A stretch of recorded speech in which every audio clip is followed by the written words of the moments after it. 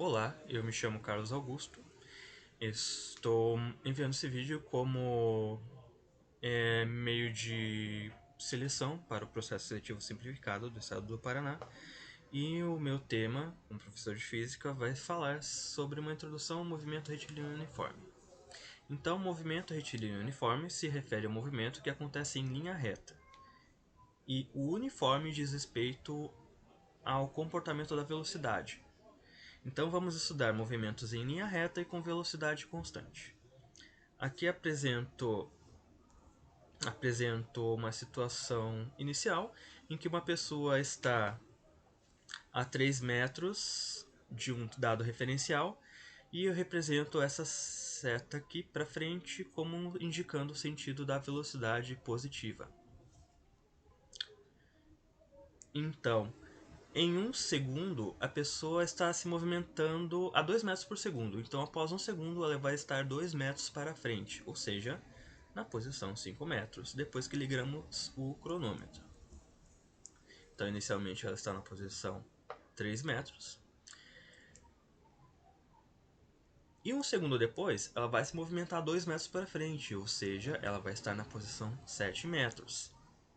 E quando verificarmos o cronômetro, ela estará no tempo, instante 2 segundos, na posição 7 metros. E um segundo depois, no instante 3 segundos, ela vai se movimentar mais 2 metros para frente, ou seja, vai estar na posição 9 metros. Para não precisarmos ter que contar a cada segundo onde é que a pessoa está, nós podemos utilizar uma certa função para a gente determinar, a partir da posição inicial e da velocidade dessa pessoa, onde é que ela vai estar. Então, para isso, temos a função horária da posição, que é x, que depende de um valor de tempo, igual a x0 mais vt. Então, x0 indica a posição inicial,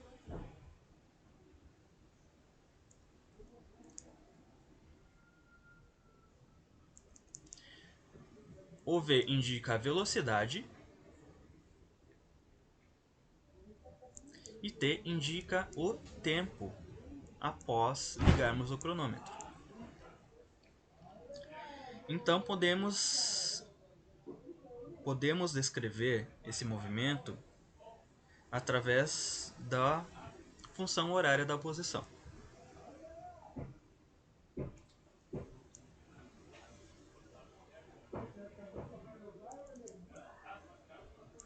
Então, para um movimento retilíneo uniforme, cada corpo com velocidade constante se movendo em linha reta pode ser descrito como uma função dependente do tempo.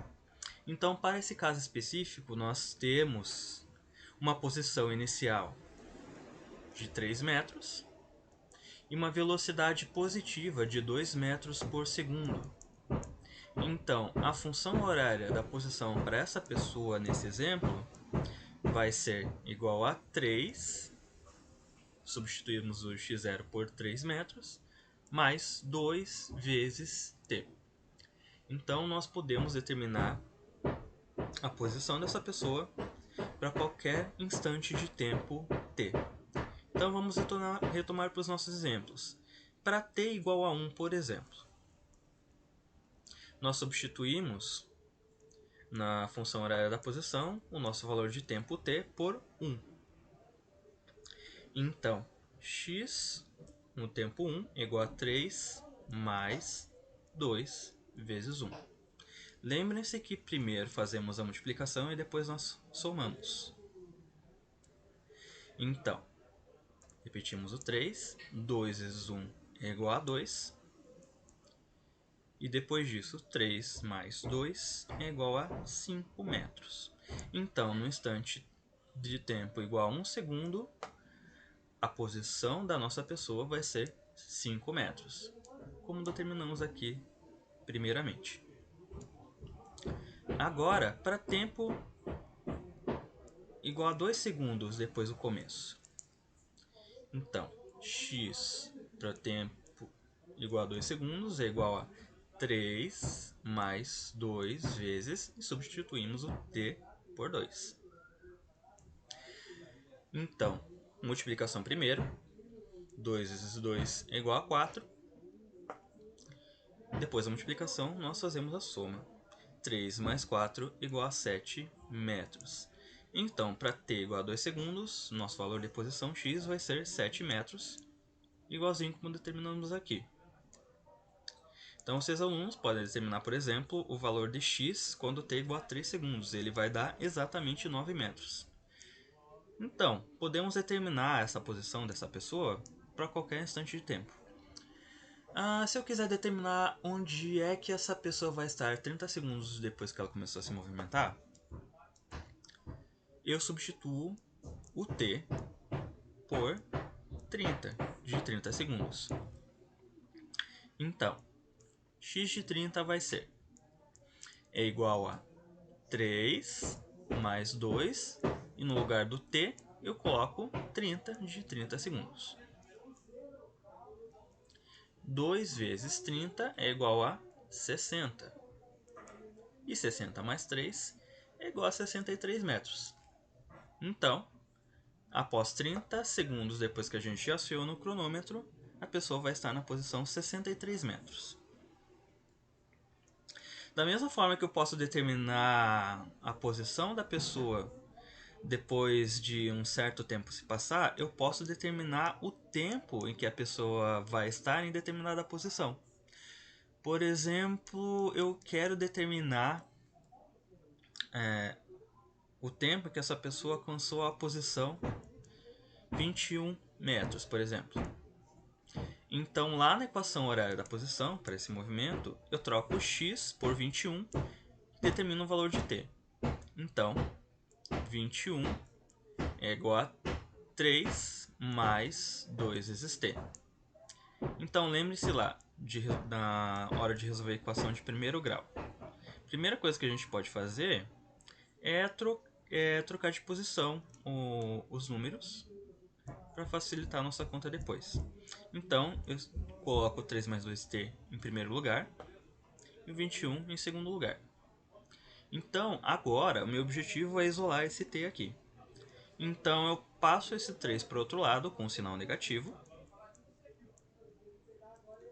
Então, 2t é igual a 21 menos 3. E quanto é 21 menos 3? 18. E depois disso, o 2 está multiplicando o t. Então, nós dividimos 2 em ambos os lados, ou eu passo o número 2 dividindo. Então, o nosso t vai ser igual a 18 sobre 2 é igual a 9. Então, como estamos trabalhando com metros e segundos, o tempo em que a pessoa vai estar na posição 21 metros vai ser 9 segundos. Ok? Então, podemos determinar a partir da velocidade e da posição uma função geral para onde é que essa pessoa vai estar para qualquer instante de tempo. Um segundo exemplo que nós podemos considerar é, por exemplo, a partir de um dado referencial, a pessoa está a 30 metros à frente desse referencial e agora ela anda 3 metros por segundo, só que para trás. Então, qual vai ser a função horária da posição dessa pessoa? Então, a nossa posição inicial vai ser de 30 metros e a nossa velocidade vai ser de 3 metros por segundo, só que negativo. Por quê? Porque ele está indo no sentido contrário ao sentido positivo. Então, qual vai ser a nossa função horária da posição? Vai ser x de t, x0 mais vt. Então, trocamos o x0 por 30.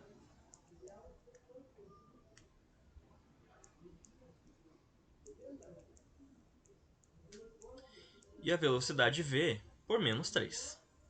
Então, nossa função horária da posição, para esse segundo caso aqui, vai ser 30 menos 3t.